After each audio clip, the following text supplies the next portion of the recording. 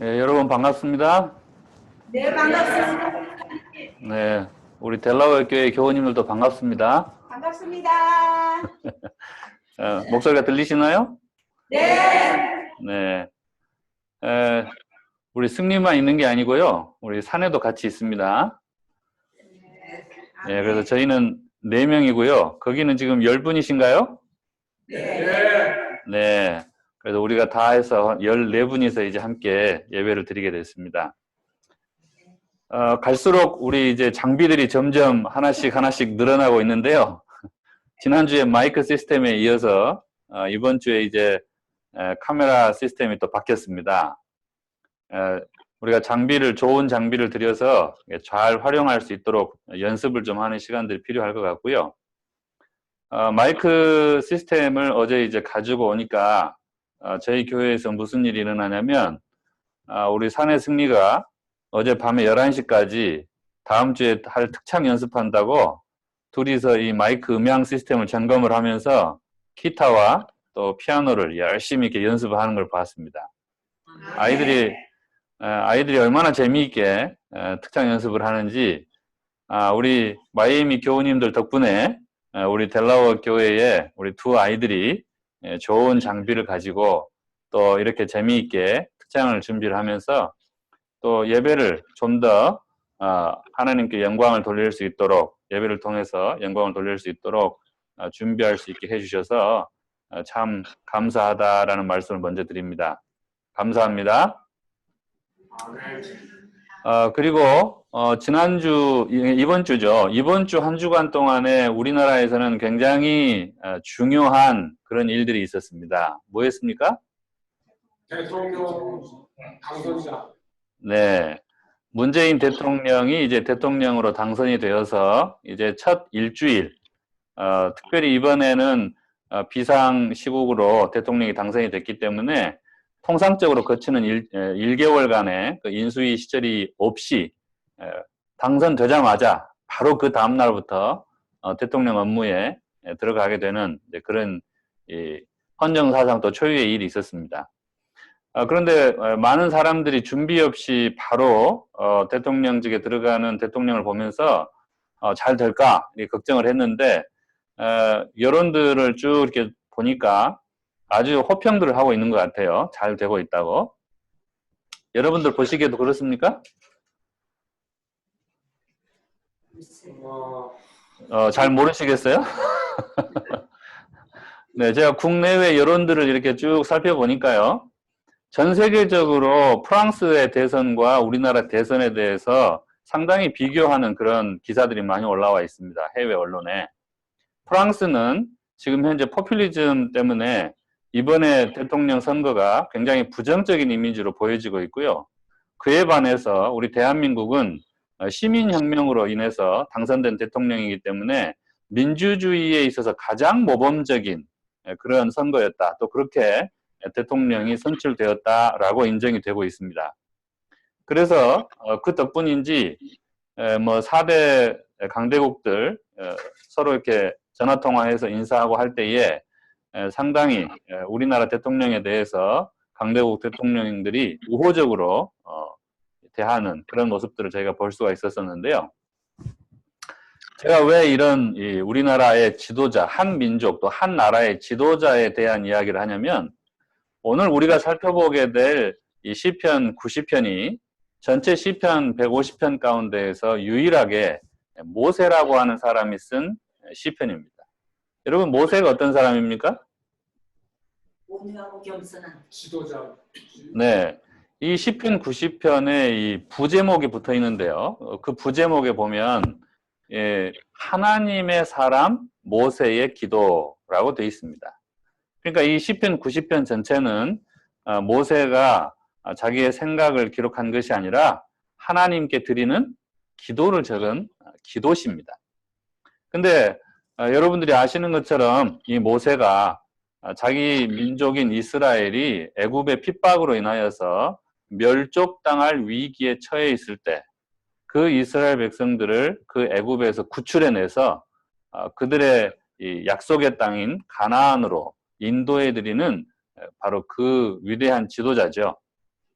그래서 문재인 대통령이 이 주창하는 것이 이 민족의 통합, 보수, 뭐 진보, 또 가난하고 부한, 또 여러 다양한 계층의 사람들의 그 의견들을 다 받아가지고 그것을 어떻게 국민들을 잘 아울러서 이 통합할 것인가. 그게 그분의 가장 큰 고민이고, 굉장히 많은 사람들의 다양한 의견들을 어떻게 그 한 사람이 다 해결할 수 있을까? 가능할까요? 불가능. 예, 쉽지 않은 일이죠. 예, 모세가 그가 그 광야에서 이스라엘 백성들을 40년 동안 인도할 때에 그 이스라엘 백성들 한 사람 한 사람들의 형편을 살피는 상황이 안전한 상황이 아니고 주변의 가나안 부족들의 공격이라든지 또 그 힘든 사막에서의 그 먹을 것도 없고 또 밤에는 춥고 여러 가지 어려운 가운데 그 민족을 인도하는 그 모습들이 저에게는 상당히 이렇게 중첩돼서 보여졌습니다. 그래서 오늘 우리가 이 하나님의 사람 모세의 기도에 대한 말씀들을 볼 때에 특별히 우리나라 이제 막 그 업무를 시작한 신임 대통령이 정말 우리나라에 대해서 이 민족에 대해서 모든 국민들을 잘 통합할 수 있고 또 그 일을 통해서 우리가 좀 더 효과적으로 하나님의 사업과 복음을 전할 수 있는 그런 토대가 마련될 수 있도록 우리가 함께 기도했으면 좋겠다라는 생각이 들었습니다. 여러분 어떻게 그렇게 하실 마음 있으십니까?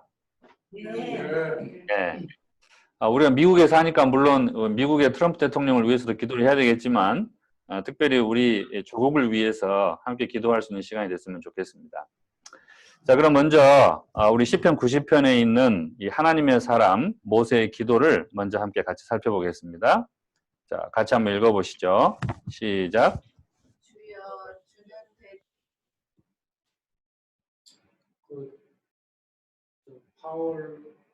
파워포인트가 아직 안 나왔어요. 이제 나와요.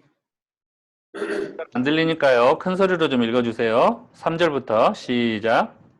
주께서 사람을 기쁨으로 돌아가게 하시고 말씀하시기를 너희 인생들은 돌아가라 하셨사오니 주의 목전에는 천년이 지나간 곳에 같으며 밤의 한순간 같은 주께서 그들을 옥수수처럼 쓸어가시나이다. 그들은 잠깐 잠자는 것 같으며 아침에 돋는 불 같으니이다.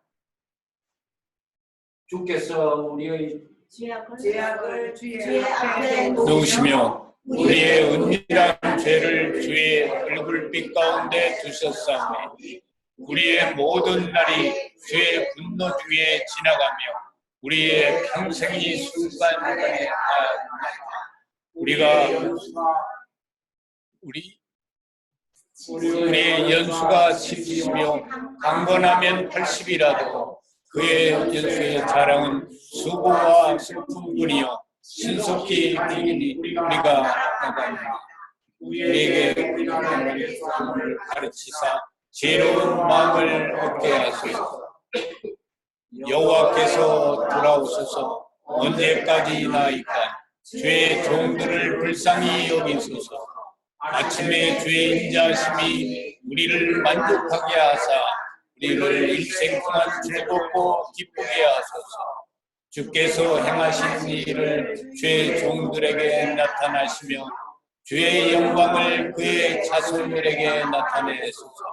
주 우리 하나님의 은혜를 우리에게 내리게 하사 우리의 손이 행한 일을 우리에게 견고하사 우리의 손이 행한 일을 견고하게 하소서.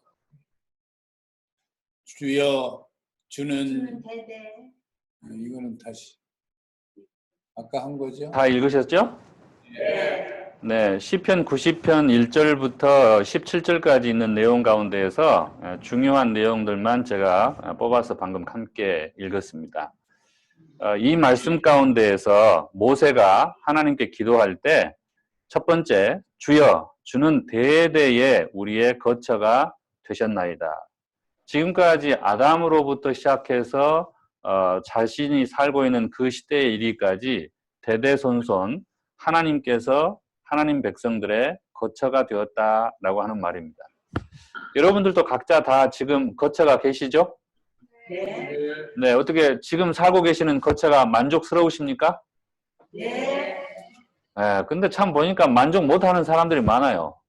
네. 처음에는 좋다고 생각하고 그 집에 들어갔는데 좀 살다 보면 집이 어때요? 금방 더러워지고 또 작아지고 또 뭔가 좀 허물어지고 그래서 또 몇 년 안 있으면 또 어떤 생각이 들어요? 이 집보다 좀 더 좋은 집으로 갔으면 좋겠다. 여러분들은 그런 생각 안 하십니까? 안 합니다. 많이 하세요? 많이 하셔요? 하지만 생각이죠. 네, 생각은 하지만 계획이 세우기 힘들죠. 예, 저희 집도 이제 거처에 대해서 이걸 또 옮겨야 되나 말아야 되나 이제 그런 고민들을 하고 있는데 모세는 또 광야에서 그의 백성들을 텐트에서 함께 자면서 이 거처할 곳, 그 거할 곳, 집에 대한 고민이 얼마나 많았겠습니까? 그런 생각 안 드십니까? 네. 그렇죠. 이게 무슨 벽이 있는 집도 아니고 또 튼튼한 지붕이 있는 그런 집도 아니고 언제든지 외적이 침입해서 자기들을 칠 수 있는 그런 광야 한가운데 그저 이동식 텐트에서 40년 거의 반평생을 살아야 했으니 그 거처에 대한 좋은 안락한 집에 대한 그런 꿈과 희망 이런 것들이 얼마나 많았겠습니까? 그렇죠. 저희가 지금까지 목회 한 20년 하면서 이사를 지금 한 열 몇 번 한 것 같아요. 그러니 살림이 남아났겠어요? 안 남아났겠어요? 예, 남아난 살림이 아무것도 없죠. 더군다나 이제 한국에서 또 미국으로까지 이사를 하고 했기 때문에 우리 아이들이 집 이사 간다 그러면 아주 경기를 해요, 이제. 그런데 그때 당시 이 모세가 인도하던 그 이스라엘 백성들은 아주 어린 갓난아이부터 시작해서 어른, 노인에 이르기까지 굉장히 오랫동안 뭐 1년 또는 1년도 안 돼서 그 천막들을 거두고 피고 이사를 다니고 그 일을 하는 과정에 또 옆에 부족들의 공격을 받아서 전쟁을 치러야 되는 그런 상황들을 반복해서 살았습니다. 그러니 그들의 마음속에 얼마나 안전한 거처에 대한 그런 욕구가 강했겠습니까? 그래서 모세가 하나님께 드리는 첫 번째 기도가 뭐에 대한 기도예요? 거처에 대한 기도입니다.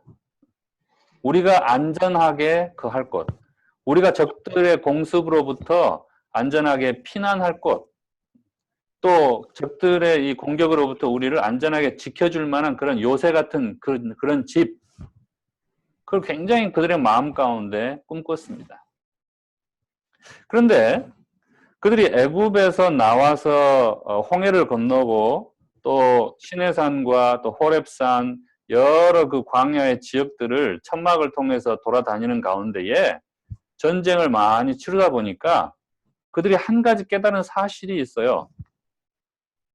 아무리 그 성이 튼튼하고 아무리 그들이 살고 있는 요새가 높은 곳에 있다 할지라도 하나님께서 이스라엘 백성과 함께 하시는 한 그들의 그 요새와 그들의 그 높은 방벽과 그들의 그 높은 산이 그 이방 민족들을 지켜줄 수 있었다 없었다?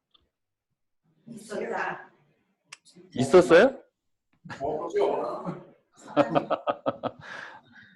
그 이방 민족들을 이 이스라엘의 손 가운데에서 건져낼 수가 없었다는 거예요.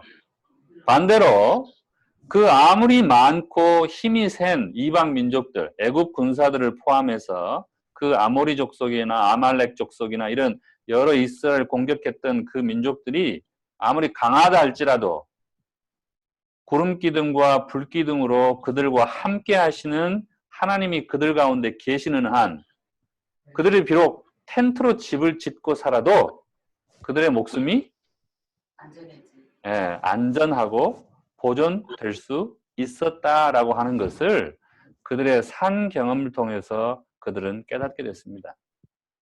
그래서 모세가 나는 이 땅에 벽돌로 지은 집, 나는 이 땅에 튼튼한 철조망과 울타리가 있는 그런 집, 나는 이 땅에 그 지붕이 호화찬란한 지붕으로 되어 있는 그런 집을 내 거처로 삼기보다는 누가 내 거처가 되시는 게 더 좋다?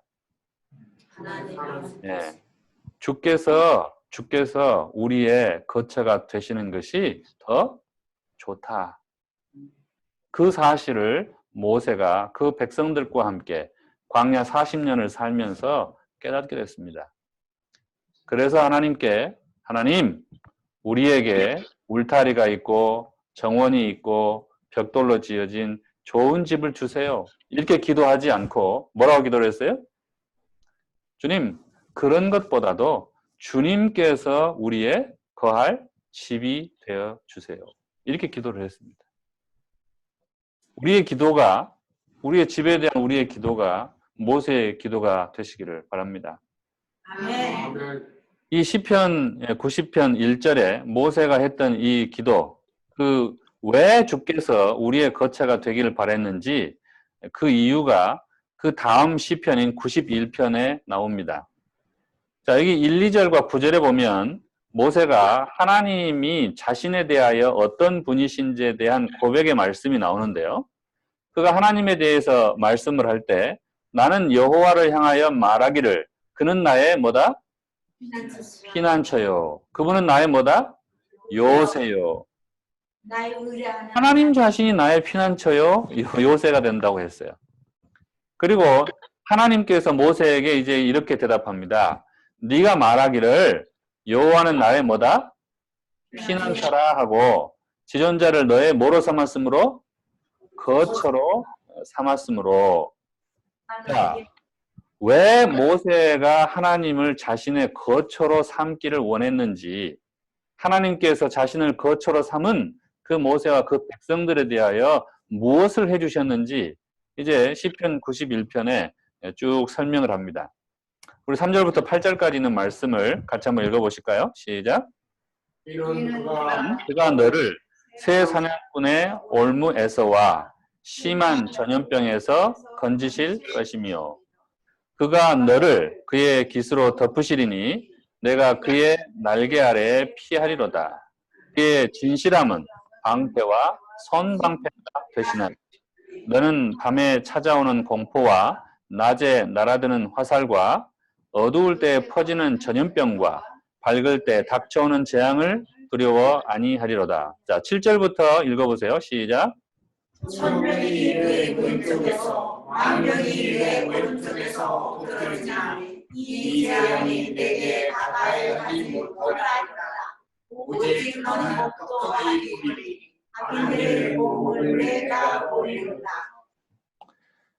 그가 광야에서 그의 백성들과 함께 사는 동안에 밤에는 뭐가 있었다고요? 공포가 있었어요. 어떤 공포요? 전염병이 어두울 때 퍼지지 않을까 하는 공포. 또 낮에는 어떤 공포가 있었어요? 화살이 그들의 민족과 자신을 다 죽이려고 하는 그런 재앙이 민족의 멸망을 가져올 만한 그런 전쟁 같은 소문들, 이런 재앙들이 그에게 늘 따라다녔습니다.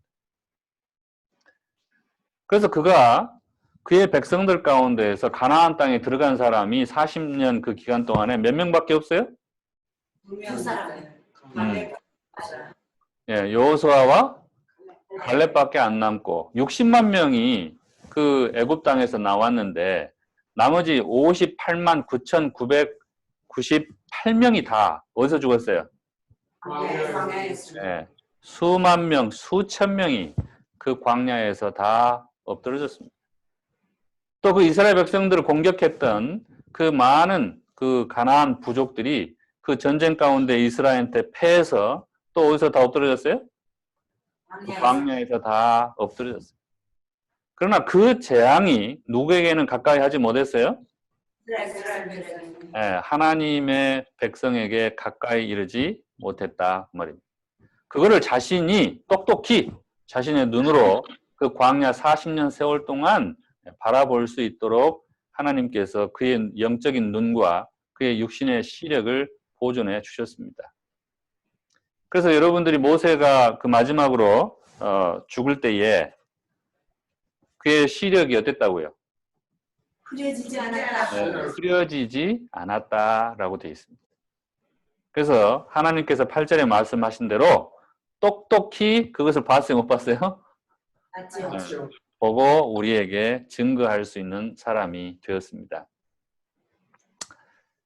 우리가 하나님의 사람으로 산다고 하는 것, 하나님의 사람으로 살면 이런 공포나 이런 두려움이나 또 재앙이나 전염병이 우리에게 찾아와요, 안 찾아와요?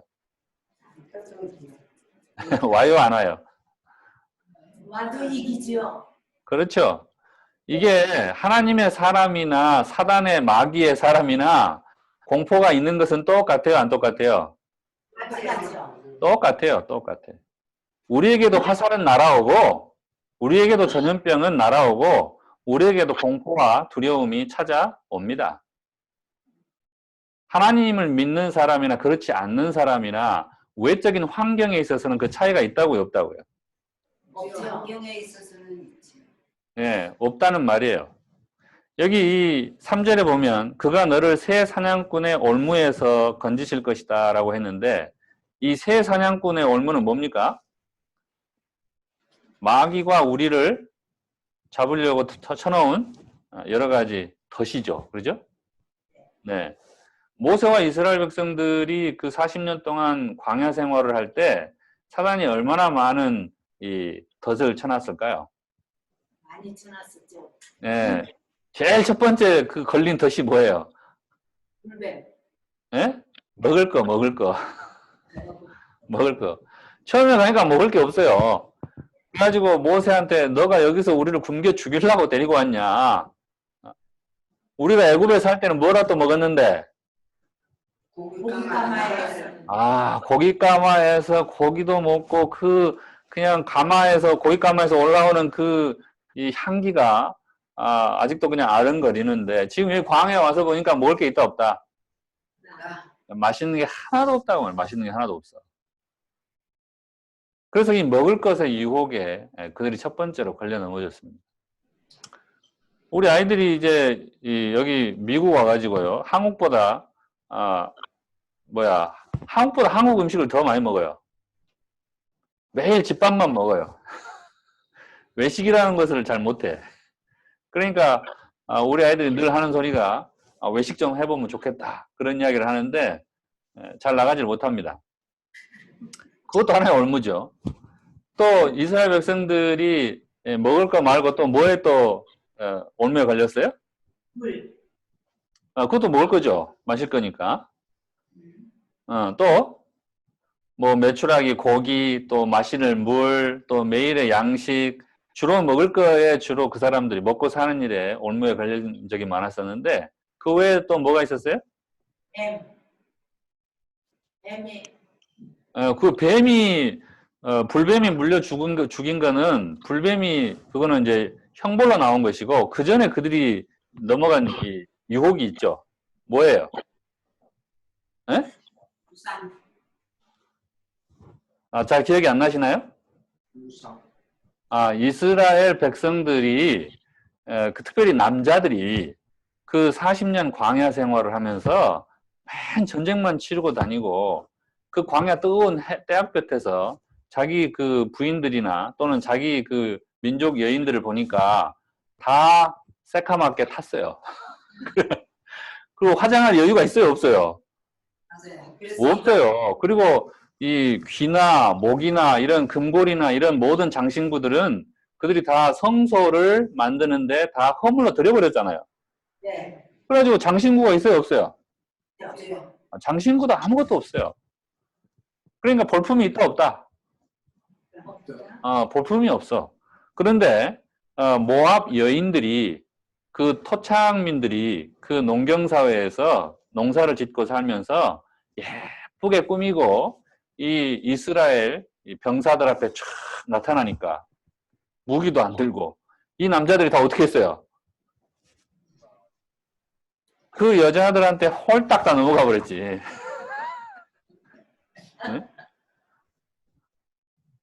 그래서 그 간음죄를 범한 그 죄로 인하여서 그들이 다 어떻게 됐어요? 다 그 유혹에 넘어가 가지고 가나안 땅 들어가기 직전에 그들이 다 또 죽임을 당합니다. 또 그 다음에 하나님께서 먹을 것도 주시고 마실 것도 주시고 고기도 주시고 또 밤에는 이렇게 쫙 불기둥으로 해서 따뜻하게 해주시고 낮에는 구름기둥으로 시원하게 해주셨는데 이 사람들이 그런 하나님을 보고도 가는 길이 조금 고단하니까 어떻게 했어요? 원망을 했어요. 원망. 사는 게 힘들면 나는 사는 게 왜 이렇게 힘들까? 이렇게 생각을 하다 보면 자기가 잘 되면 자기 탓이지만 잘 안 되면 누구 탓을 해요? 하나님 뜻이. 조상 탓하든지 안 그러면 이스라엘 백성들은 누구 탓? 하나님께 대한 원망을 했죠. 그래서 그들이 그 원망을 한 결과로 얻은 게 뭐예요? 아까 말씀하신 불배. 한테 물려서 또 죽임을 당했습니다. 그 외에 또 모세가 갑자기 40일 동안 시내산에 하나님으로부터 율법을 받으러 올라간다고 사라졌어요. 그들을 애굽에서 막 데리고 오자마자 얼마 되지 않아서 모세가 시내산 위로 올라가서 40일 동안 내려오질 않았습니다. 그때 그들이 어떤 시험에 빠졌어요? 송아지만 금송아지만 들었어. 자기 자신을 보호해줄 그런 민족의 지도자라고 생각됐던 모세가 사라지자 그들은 자신을 보호하고 지켜줄 또 다른 것을 원했죠. 그래서 그들이 애굽 땅에서 섬겼던 그 금송아지를 자기들이 만들어서 그것에 절하고 우상으로 섬겼습니다. 그들이 이 과거의 그런 습성을 잘 버렸어요? 못 버렸어요? 버렸죠. 그들이 과거의 습성을 잘 버리지 못했어요. 오늘날 우리도 신앙생활을 하면서 예수님 믿기 전에 우리 몸에 배웠던 그런 못된 습관들, 벗어나기가 쉬워요, 어려워요? 힘들어요. 네. 모세같이 자신들을 지켜주고 보호해줄 지도자가 자기 눈앞에 있으면 그 사람의 이 감찰하는 능력 때문에 좀 자제가 됐다가 아무도 없다 생각하면 어떻게 돼? 옛날 습성이 나오죠. 그죠? 그래서 이런 이 과거의 이 나쁜 악습들, 또 식욕, 또 애굽에서 살 때에 그 자기가 좋았다고 생각되는 것들, 또 모압 여인들의 그 풍습이나 그 사람들의 아름다운 모습들, 이런 여러 가지 유혹들이 그들의 삶에 있었습니다. 그런 새 사냥꾼의 올무 같은 이런 올무들, 그 올무에는 반드시 뭐가 있어요? 미끼가 있어요. 미끼. 그 올무로 그 사람이 발을 디디게 만드는, 새가 그 올무에 걸려들게 만드는 달콤한 미끼가 꼭 있다고 말이에요. 오늘 우리에게도 마귀가 놓은 그런 새 사냥꾼의 올무 같은 것들이 우리의 삶에 있을까요, 없을까요? 많죠. 그래서 우리가 하나님을 의지하지 않으면 그런 올무에 걸려서 과거에 이스라엘 백성들이 광야에서 엎드려졌던 것처럼 우리가 엎드려질 수밖에 없게 된다 그 말입니다. 그런데 우리가 하나님을 의지하고자 할 때 여기 3절에 있는 말씀처럼 여호와께서 너를 그 새 사냥꾼의 올무에서 뭐 해주실 것이다? 비켜주실 것이다. 건져 주실 것이다. 우리가 그 미끼를 잘못 물어서 올무에 걸려서 옴짝달싹 못할 때 하나님께서 그 올무를 우리에게서 풀어주셔서 우리가 자유케 될 수 있도록 해 주실 것이다라고 말씀합니다. 혹시 아직도 우리의 삶 가운데 내 자신이 달콤하게 느끼는 그 미끼로 인하여서 벗어나지 못하는 마귀의 그런 올무가 있거든 여러분 하나님께 부르짖으시기 바랍니다. 아멘. 하나님께서 여러분들을 그 올무에서 건져 주실 것이라고 말씀하셨습니다. 아멘. 이스라엘 백성들이 광야에서 그런 경험들을 하고 하나님께서 그들을 이와 같이 보살펴 주셨기 때문에 그들은 하나님을 그들의 뭐로 삼았다고요? 이 땅에 좋은 집이 아니라 하나님을 그들의 거처로 삼았다라고 말씀을 하십니다. 그리고 하나님께서 그들을 구원해 주시는 것은 단순히 이와 같이 소극적으로 어떤 이 어려움이나 힘든 일이 닥쳤을 때에 그들을 건져내 주신 것만이 아닙니다. 여기 11절로부터 16절에 보면 하나님께서 우리에게 베풀어 주시는 구원은 좀 더 적극적인 측면들이 있어요. 자, 우리 11절부터 같이 한번 읽어보시기 바랍니다. 시작.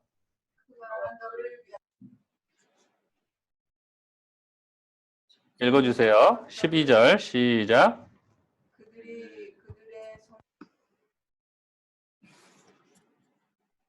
자, 읽었어요. 그들이 그들의 손으로 너를 붙들어 다리 돌에 부딪히지 아니하게 하리라. 자, 13절요. 내가 사자와 독사를 밟으며 젊은 사자와 뱀을 발로 누르리로다. 하나님이 이르시되 그가 나를 사랑한즉 내가 그를 건지리라. 그가 내 힘을 안즉 내가 그를 높이리라. 그가 내게 강구하니 내가 그에게 응답하리라. 그들이 환난 당할 때 내가 그와 함께하여 그를 건지고 영화롭게 하리라. 내가 그를 장수하게 하므로 그를 만족케 하므로 나의 구원을 그에게 보이리라. 네. 하나님께서 우리에게 베풀어 주시는 구원은 단순히 우리가 어려움 가운데 있을 때에 거기서 건져내 주시는 소극적이고 피동적인 그런 구원이 아닙니다. 그죠? 그분이 천사들을 명령하셔서 모든 길에서 우리를 지키실 뿐만 아니라 여기 15절, 16절 이런 데 보면 14절에도 그러죠. 그분이 우리를 건지신 다음에는 우리를 어떻게 하시겠다고요? 높이시겠다. 우리를 높여주시고 또 15절에는 또 어떻게 하시겠다고 그랬습니까? 환난당할 때 그와 함께 그를 건진 다음에는 어떻게 한다고요? 영화롭게 해 주시겠다라고 말씀하십니다.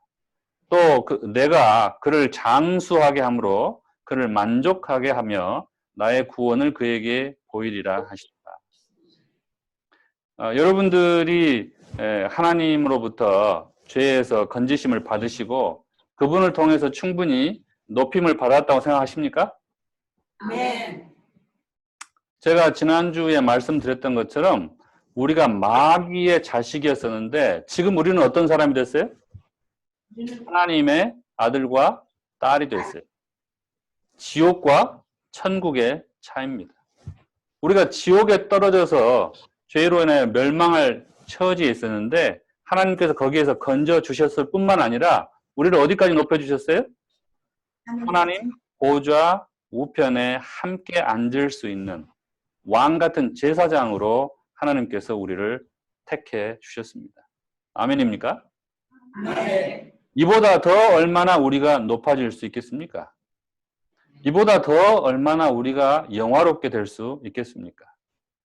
하나님께서는 그저 단지 우리를 어려움 가운데에서 건져주시는 것으로 그치지 않으시고 그분은 우리를 건지신 다음에 이와 같이 우리를 높여주시고 우리를 영화롭게 해 주셨습니다. 여러분, 이 감격을, 이 감동을 그냥 우리만 알고 조용히 지나면 될까요? 안 될까요? 아니죠. 네.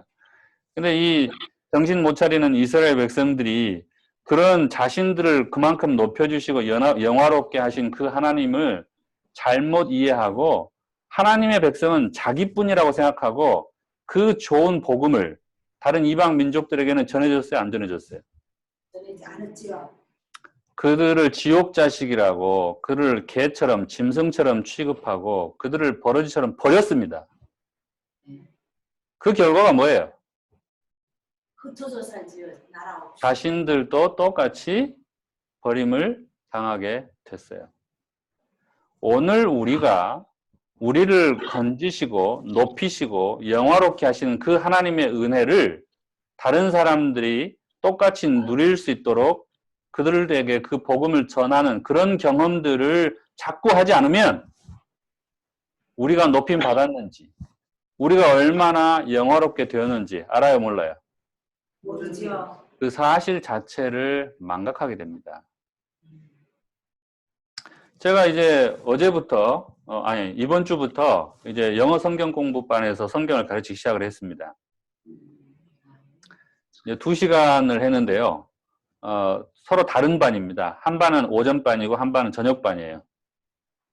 근데 이제 오전반 사람들에게 성경을 가르치는데 성경을 가르치고 나서 1시간 반 성경 공부가 끝나고 나서 그 중에 이제 한 분이 저한테 자기는 이제 다음부터는 안 올란대요. 왜요? 왜 안 온다고 그랬을까요? 어려워서? 도대체 무슨 소리 하는지 아무것도 못 알아먹겠다는 거예요. 영어로 먼저 읽고 한글로 다 설명을 했는데 이 사람이 성경을 본 적이 없어요. 아, 성경 공부를 해온 역사가 없어요. 그러니까 창세기 1장을 하나씩 이렇게 배워가는데 도무지 무슨 말인지 자기가 이걸 왜 해야 되는지 아무것도 모르겠다는 거예요. 그런데요, 이제 저녁 시간 때 또 다른 분들을 가르쳤습니다. 저녁 시간 때도 똑같이 한 1시간 반 정도 이렇게 같이 성경을 공부를 했는데 너무 좋고 감사하다는 거예요. 세상에.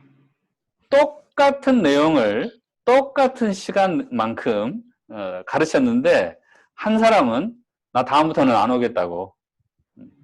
나하고는 아무 관계가 없는 것 같다, 이거는. 그렇게 이야기를 하고.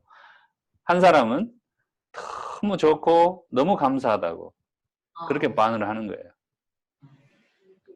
여러분, 하나님의 구원을 우리가 받고 하나님의 아들과 딸로 우리가 높임을 받고 그분이 임명하신 왕 같은 제사장으로서 이 땅에 그분의 사역에 동참한다고 하는 것이 여러분 아무나 되는 일입니까?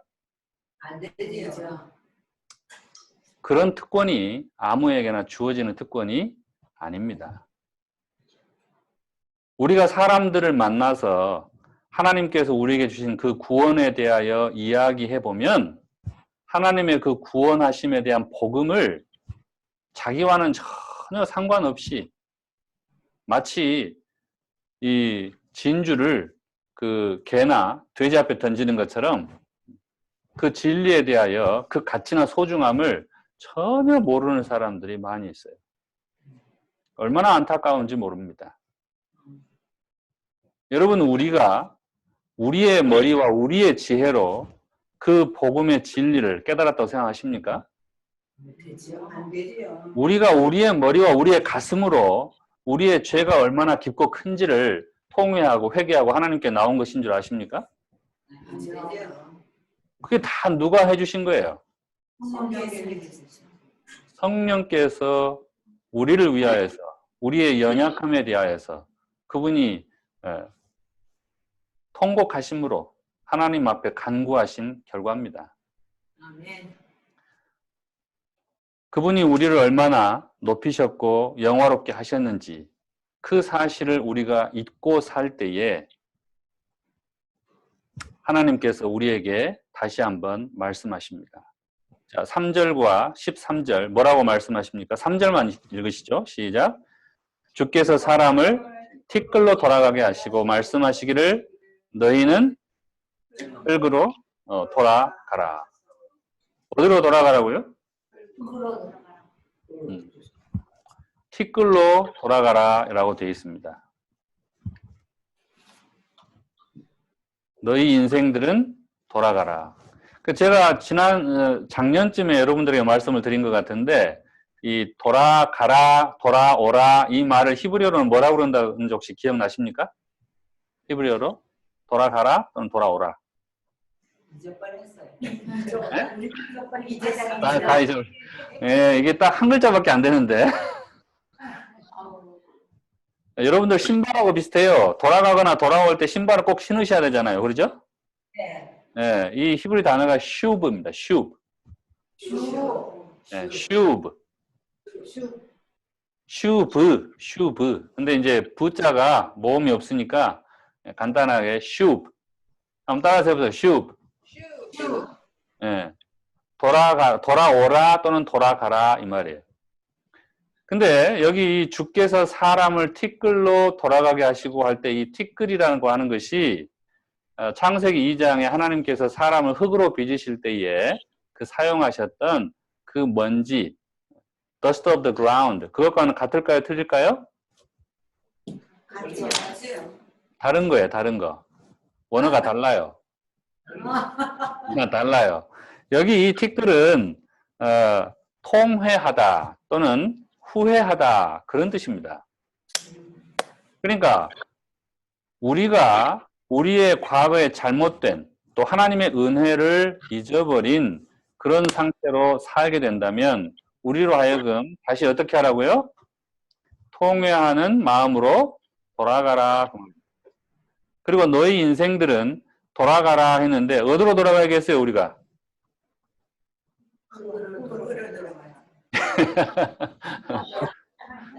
통회하는 심령으로 흙으로 돌아가요? 무덤으로 내려가요, 그냥? 통회하는 심령으로 어디로 가야 되겠어요? 누구한테 돌아가야 돼요? 하나님께로 돌아가야죠. 그럼요. 너희 인생들은 통회하는 심령으로 돌아가서 여호와께 돌아가라 이런 뜻이 내포되어 있어요. 그래서 우리가 통회하고 회개할 때에는 이스라엘 백성들이 대대로 전통적으로 그 티끌, 재를 자기 머리에 뿌리고 그리고 회개하는 기도를 올립니다. 대표적인 사례가 누구예요? 욥이에요? 대표적인 사례가 욥입니까? 또요? 또 누가 있어요? 이걸 잘 모르겠네요. 예, 다니엘서 9장에 자기 민족의 죄에 대해서 자기 죄와 함께 하나님께 회개할 때 어떻게 했어요? 베옷을 입고 죄를 무릅쓰고 그리고 기도를 드렸죠. 그러죠? 예. 그래서 이 티끌이라고 하는 것, 티끌로 돌아간다라고 하는 것은 통회하는 심령을 가지고 하나님께 회개한다라는 뜻을 내포하고 있습니다. 그래서 너희 인생들아 돌아가라 이 말은 너희 인생들아 하나님께로 돌아오라라고 하는 초청이에요. 그래서 어그러진 자식들의 마음을 누구에게로 돌이키고? 예, 아버지에게로 돌이키고. 이게 지금 누구의 기도입니까, 이게? 모세의 기도입니다. 모세가 그렇게 기도하는 거예요. 그리고 13절에 또 아버지 하나님께 대하여서 뭐라고 기도를 합니까? 여호와여 돌아오소서. 언제까지니까 주의 종들을 불쌍히 여기소서. 여기서 이 불쌍히 여기소서 이 말은 우리를 위로하여 주십시오라고 하는 뜻하고 똑같아요. 그래서 모세가 하나님의 사람으로서 드리는 기도를 보면 우리가 어떻게 하나님의 사람으로서 살 것인지를 살펴볼 수가 있습니다. 여러분, 모세 다음에 나오는 지도자가 누구예요? 여호수아. 예, 여호수아입니다. 모세와 여호수아는 침례 요한과 예수님을 표상하는 표상적 인물들입니다. 여호수아라고 하는 이름이 누구 이름과 같아요? 하나님. 예수예요, 예수. 여호수아라고 하는 그 히브리어 자체가 예수예요. 하나님은 뭐다? 구원이시다. 여호와께서 구원이시다라고 하는 그런 뜻입니다. 그래서 모세는 여호수아의 앞길을 예비했던 침례 요한을 표상하는 구약의 표상적 인물입니다. 그래서 이 모세의 표상이었던 침례 요한을 구약 성경의 선지자 가운데에서 엘리야의 사명을 받은 사람이라고 이야기합니다.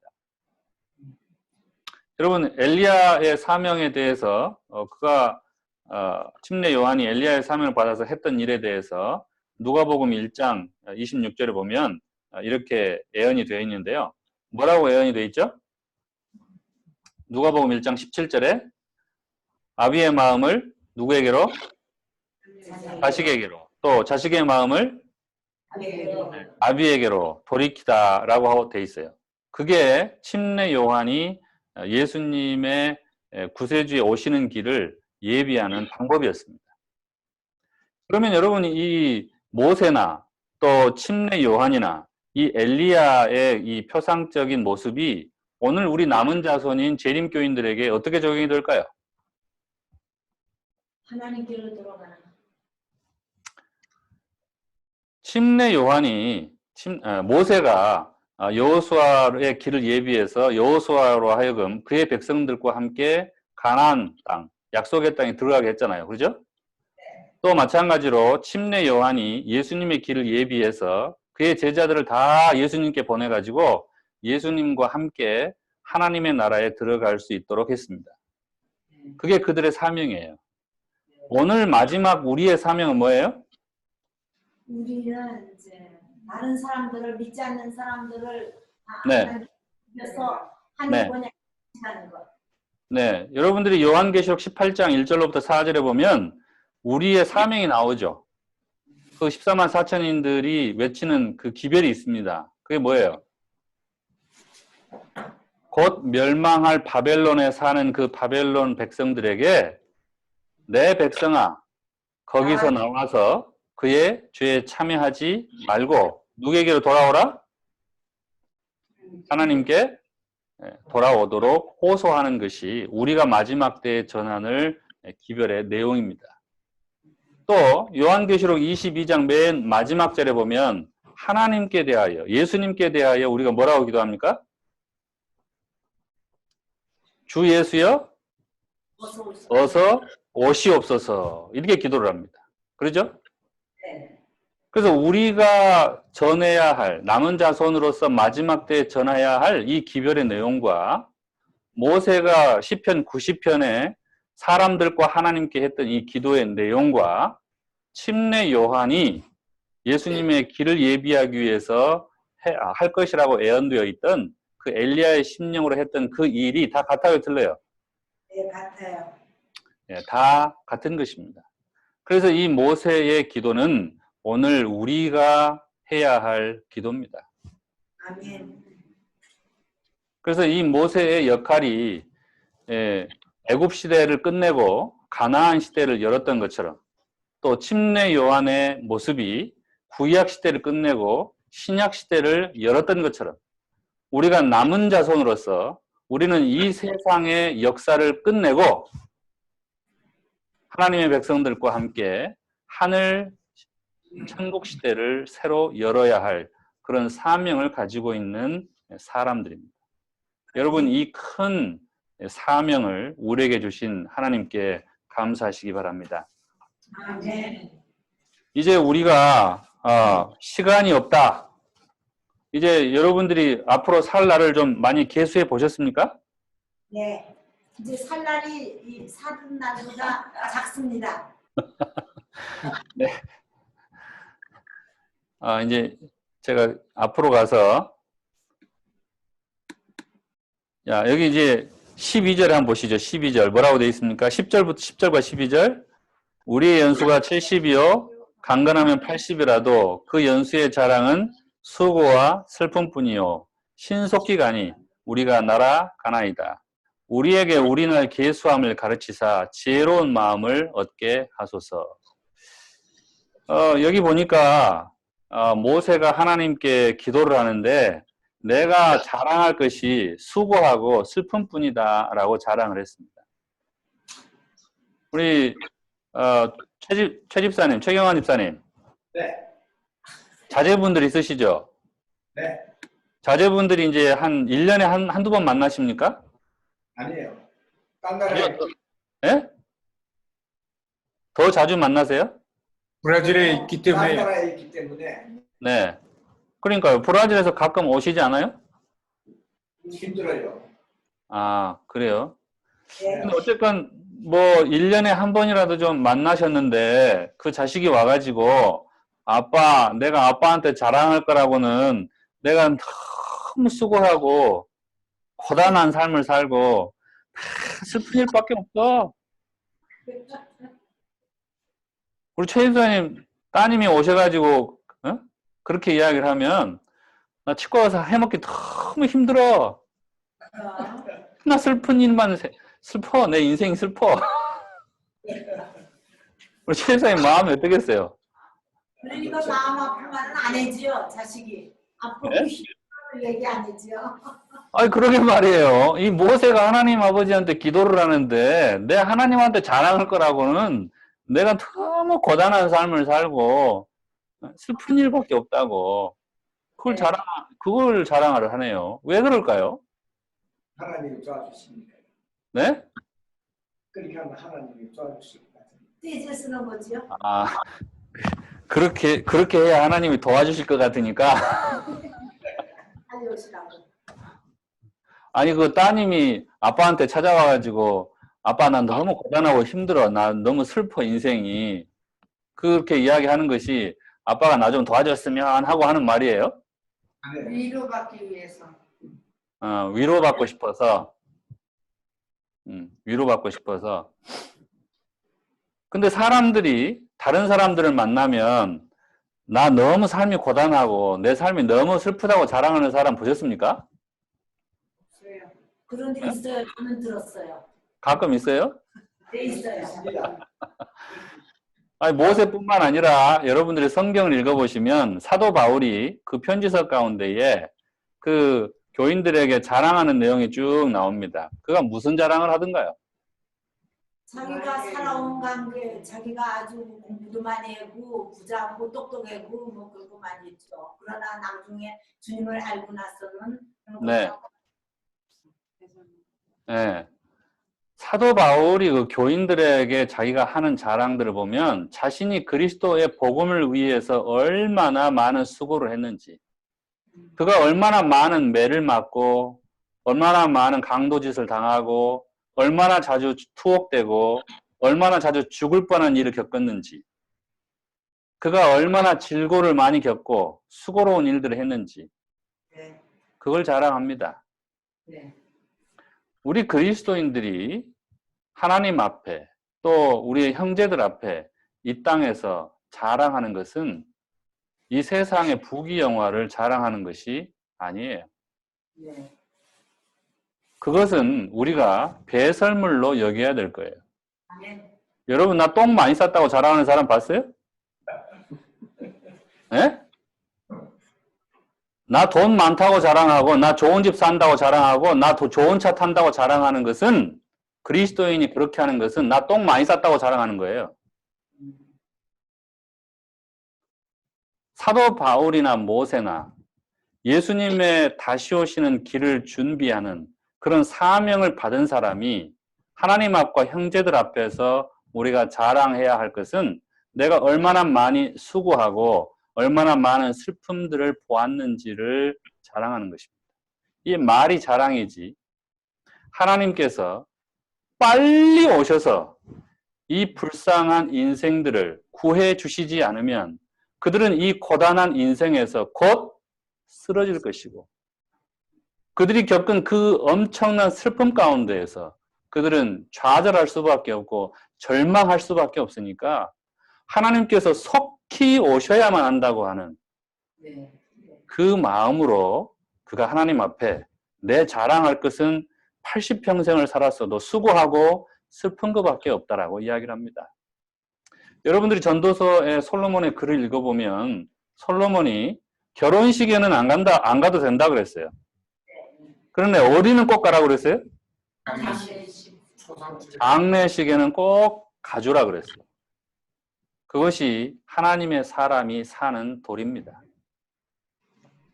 이 땅에 하나님의 구원이 필요하고 하나님의 위로가 필요하고 예수님의 재림하심이 있어야만 구원을 받을 수 있는 그 많은 인생들이, 내가 구해야 할 영혼들이 있기 때문에 우리는 그 하나님의 구원이 필요로 하는 바로 그 사람들의 현장에서 우리가 함께 수고하고 함께 슬픔을 나누고, 그래서 함께 예수님의 다시 오심에 대한 소망을 굳게 붙들고 그 소망이 성취될 수 있도록 함께 용기와 힘을 내자고 이야기할 수 있는 그런 사람이 되어야 한다. 그 말입니다.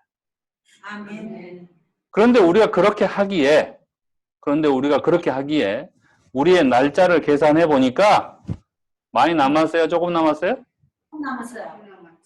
조금밖에 안 남았어요. 조금밖에 안 남았어요. 불과 10년, 20년 이렇게밖에 안 남았어요. 그래서 우리가 지혜로운 마음을 얻어야 되는데 어떤 지혜로운 마음 얻어야 될까요?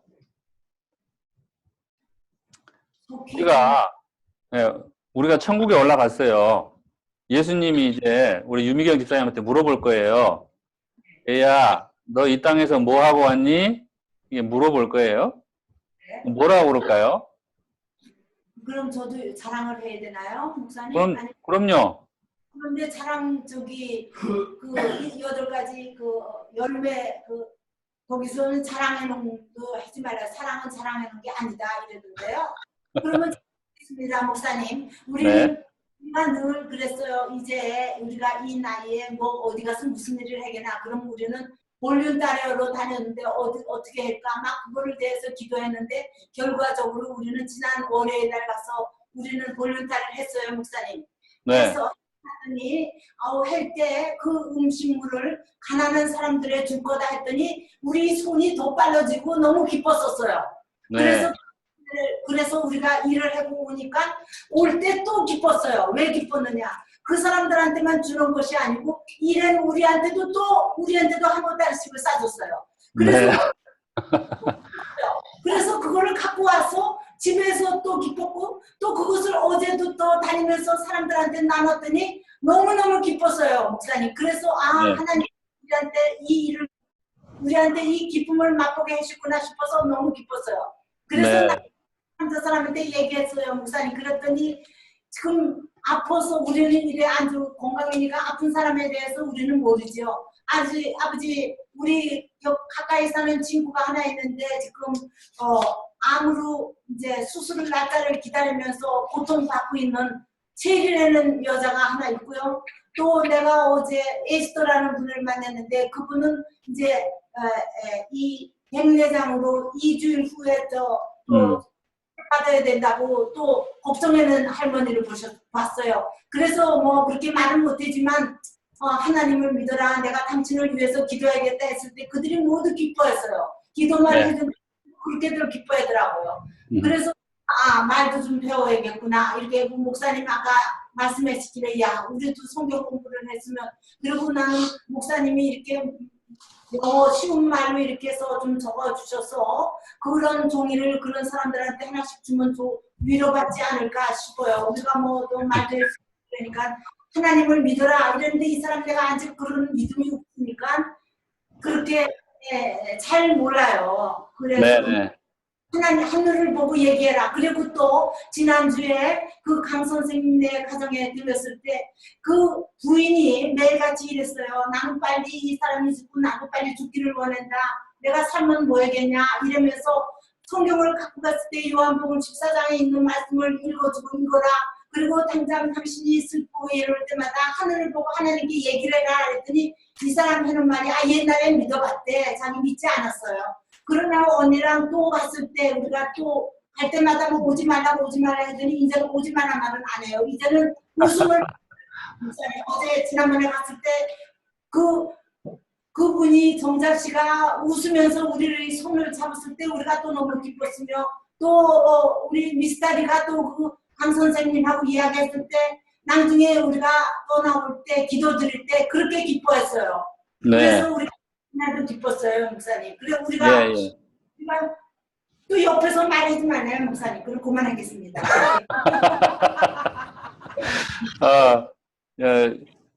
하여튼 눈 깜짝할 사이에 이제 시간이 다 지나갔는데 어쨌건 이 우리에게 우리날 계수함을 가르치사라고 했을 때 그 우리의 날, 우리의 시간은 두 종류의 시간이 있다는 것이죠. 첫 번째는 뭐예요? 절대적인 시간입니다. 1초, 2초, 3초, 4초 흘러가는 절대적인 시간이 있고 두 번째는요. 상대적인 시간이 있습니다. 어떤 순간은 영원히 나한테 잊혀지지 않는 순간이 있죠. 그렇죠? 네. 성경도 마찬가지로 그런 절대적인 시간을 크로노스라고 그래요. 한번 따라서 해보시겠어요? 크로노스. 네, 크로노스. 그러나 상대적인 시간, 그것을 성경은 카이로스라고 그럽니다. 뭐라고 한다고요? 카이로스. 카이로스죠. 지금 우리 날 계수함을 가르치사 지혜로운 마음을 얻게 해달라라고 하나님께 기도했던 그 모세에게 있어서 그 지혜로운 마음은 뭐냐면 내가 이 절대적인 시간이 70년, 80년밖에 되지 않지만 내가 하나님의 사람으로 사역하는 그 시간은 크로노스적 시간이 아니라 카이로스적 시간이 된다고 하는 것이죠.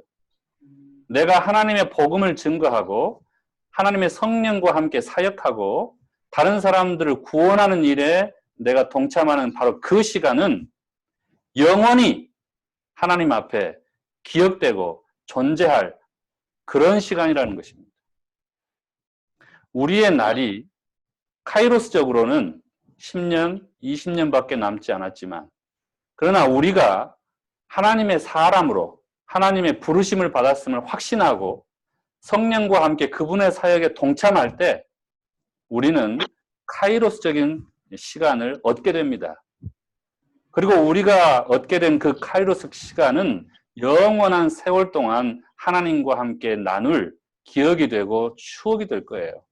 아멘. 그래서 방금 우리 유미경 집사님이 혼자 제가 질문은 모든 분들에게 같이 드렸는데 대표로 다 말씀을 하셨는데 우리가 못하게 하는 사람 보세요.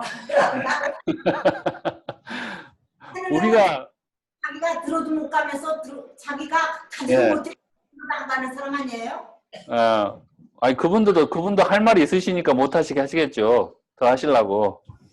그러니까 어쨌건 우리가 천국에 가면 방금 하셨던 그 경험들, 바로 그런 카이로스적인 경험들, 내가 하나님과 동행했던 그 날들을 우리가 하늘에서 영원히 함께 셀 수 있는 그런 사람, 또는 그것이 우리에게 정말로 우리에게는 소중한 시간이었다라고 생각할 수 있는 사람, 바로 그것이 지혜로운 마음이다 그 말입니다.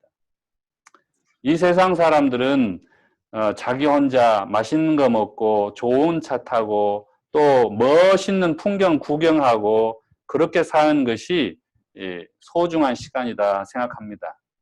그러나 우리가 천국 가서 나 어디 백두산 갔다 왔어요. 그런 자랑 할 수 있겠어요? 내가 천국 가가지고 나 에펠탑 올라갔다 왔어요. 그런 자랑 할 수 있겠어요? 내가 천국 가서 5캐럿짜리 다이아몬드 반지 끼고 살았어. 이런 자랑 할 수 있겠어요? 그런 것이 천국에 우리에게 주어지는 그 낙원에 비해서 아무것도 아니기 때문에 그건 입도 뻥끗 할 수 없고 생각도 나지 않을 일들입니다. 우리가 그런데 우리의 절대적 시간을 다 써버렸다고 한다면, 우리가 그런 일들을 위해서 우리의 짧은 70년, 80년 생애를 다 써버렸다고 한다면, 우리의 날은 80년, 100년을 살아도 하나님 보시기에 경점에 불과합니다. 언제 왔다가 언제 사라져버리는지 알 수 없는, 너무너무 허무하고 그 소중함이나 이런 모든 것들이 계수될 수 없는, 셀 가치가 없는 그런 날들로 바뀌어진다고 하는 것이죠. 여러분들은 어떤 삶을 사시기를 원하십니까? 오늘 모세가 했던 기도처럼 우리가 하나님으로부터 지혜로운 마음을 받아서 우리가 성령과 동행하고 그분의 사역에 동참함으로 우리의 날이 하늘에서 계수되어지고 영원히 기억될 수 있는 그런 삶을 여러분과 제가 살게 될 수 있도록 예수님께서 함께 해주시기를 기도합니다. 아멘.